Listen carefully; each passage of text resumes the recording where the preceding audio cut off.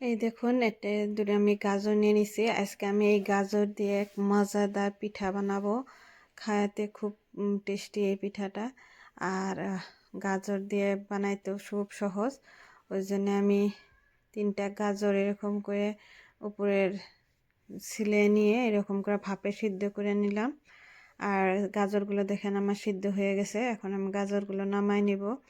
এই যে গাজরগুলো নামাই নিছি আর দেখেন কি সুন্দর সিদ্ধ হয়ে গেছে। এখন একটা এরকম করে কাঁটা চামচ দিয়ে গাজরগুলো আমি ম্যাশ করে নিব। এরকম করে ম্যাশ করে নিব, একদম ভালো করে ম্যাশ করে নিব। ম্যাশ করে নিয়ে এই দেখেন আমার গাজরগুলো ম্যাশ করে নেওয়া হয়ে গেছে। আপনারা যে কোনো বস্তু দিয়ে এরকম করে ম্যাশ করে নিতে পারেন। তারপরে আমি কি নিছি দেখুন, এখানে নিচে আমি বাসমতি চাল। এই চালটা আমি 1 ঘন্টা আগে ভিজিয়ে রাখছিলাম। আর নিচে চালের গুঁড়ি, আর নিচে এই গাজরটা যে আমি এটা ম্যাশ করে নিয়েছিলাম, আর নারিকেলটা আমি চিনিতে একটু ভেজে নিছি আগেই। আর আপনারা বাসমতি চাউলটা 1 ঘন্টা, পিঠা বানানোর 1 ঘন্টা আগে পানিতে ভিজিয়ে রাখবেন। এখানে আমি দেখেন চালের গুঁড়িতে পরিমাণ অনুযায়ী দিয়ে দিলাম লবণ। এখন আমি গাজরগুলো সবটুকু দিয়ে দিলাম।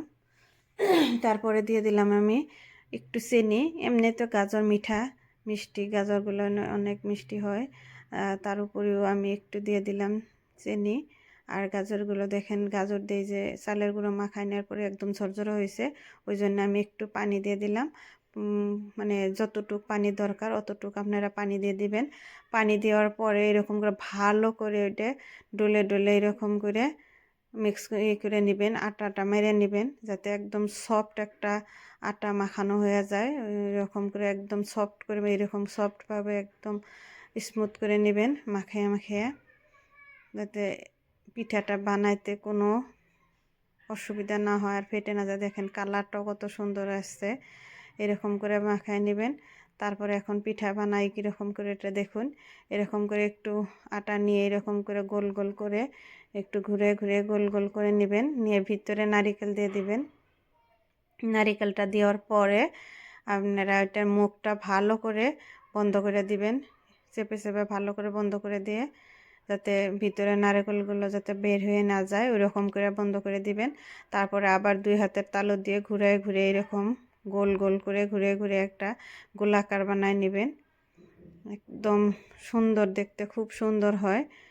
আর এই পিঠাটা খেতেও অনেক সুন্দর টেস্টি হয়। তারপরে যে বাসমতি চালটা যে আমি ভিজিয়ে রাখছিলাম ওই চালটার উপরে এই পিঠাটা দিয়ে এরকম করে লাহে লাহে উপরে উপরে এরকম করে ঘুরে নিয়ে চালগুলো এরকম করে লাগিয়ে নেবেন। এই দেখেন আমার অনেকটা পিঠা বানানো হয়ে গেছে। এখন আমি এগুলা ভাপে সিদ্ধ করবো। এইদিকে আমি একটা স্টিমারে পানি গরম হতে দিছিলাম।